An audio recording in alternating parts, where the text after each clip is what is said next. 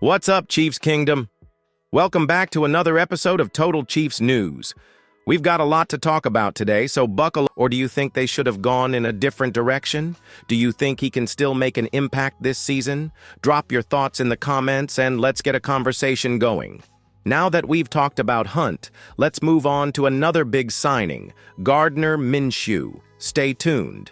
Now, Chiefs Kingdom, let's switch gears a bit and talk about another key signing that could have a major impact on the team this season, Gardner Minshew. You might be wondering why all the excitement over a backup quarterback. Well, Minshew brings a lot more to the table than just his arm. He's got the kind of personality that can light up a locker room, and that's exactly what the Chiefs need behind Patrick Mahomes. First off, let's talk about the vibe Minshew brings. The guy has energy. He's known for his colorful personality. Remember his RV trip across the country in 2019, or the time he flew in an F-16 Falcon fighter jet. He's got stories, he's got flair, and he's the kind of guy who could make a boring training camp feel like a highlight reel. The Chiefs' locker room is already one of the most entertaining and tight-knit in the league, but Minshew's addition is going to bring that fun factor up a notch. But it's not all about the jokes and the flair. Minshew's performance as a backup. Quarterback is what's going to matter when the chips are down. And let's be real, in the NFL, backups are important. If Mahomes ever needs to take a step back for a game or two, Minshew is more than capable of stepping in and keeping things moving. Chiefs fans don't need to worry about their team falling apart if the backup needs to step in for a short stretch. Minshew has proven he can hold his own as a starter when called upon. So what's your take? Do you think Minshew is the guy to hold it down as the backup?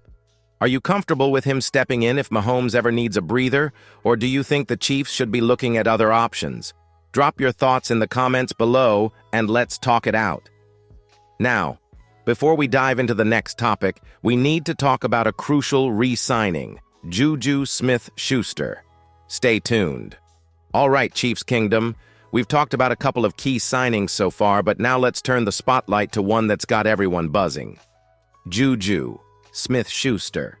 The Chiefs made it official. Juju's back in Kansas City, and this re-signing could be one of the most important moves the team makes this offseason.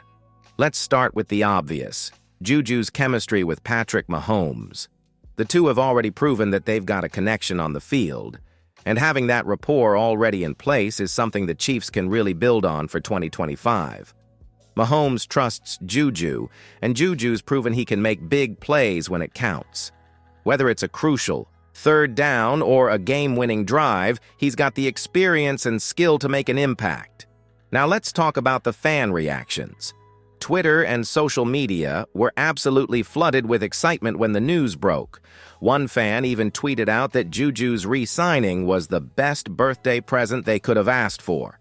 Fans are genuinely excited to have him back. And honestly, can you blame them? Juju brings a solid veteran presence to the receiving corps, and with Travis Kelce already leading, the charge, having a reliable second option, is huge. Juju's return also provides depth at a position that the Chiefs needed to shore up after the departure of Mecole Hardman. We all know how important it is to have multiple weapons for Mahomes to work with, especially in the high-speed, high-scoring offense the Chiefs run. Juju's ability to stretch the field and make plays in critical moments will give Mahomes even more opportunities to exploit defenses. Now I'm curious, how do you feel about Juju coming back?